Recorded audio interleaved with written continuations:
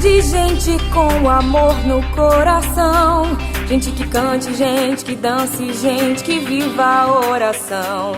Que testemunhe com sua vida o amor que Deus tem por nós.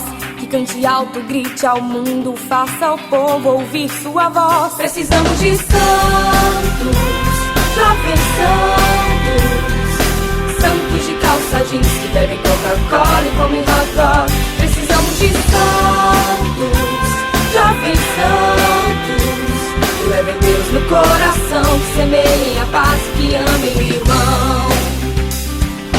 Santos vivem num mundo sem batina e sem véu, brilhando seus caminhos em direção ao céu. Santos que evangelizam e louvam o Deus que é amor, que transmitem a palavra até via computador. Namoro de jovem santo tem que ser santo também. Muito amor, fidelidade a quem tanto ele quer bem.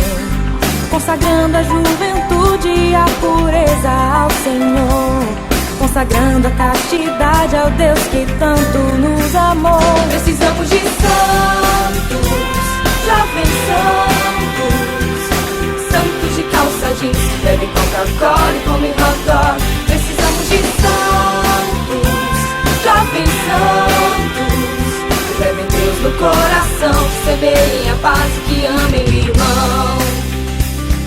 Precisa-se de santos no século 21, comprometidos com o mundo e com o bem de cada um. Que amem a Eucaristia e não se envergonhem de contar ao mundo a revolução que todos juntos vão cantar. Santos que ouvem reggae, pop, samba, forró cristão, nas ruas com seus iPods cantam ao Deus que é perdão. Vivem no mundo e no mundo não tem medo de viver, pois o exemplo é Jesus Cristo e eu já sei quem quero ser.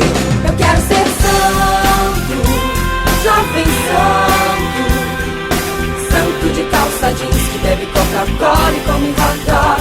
Eu quero ser santo, jovem santo, que leva Deus no coração, que semeia a paz e que ama o irmão.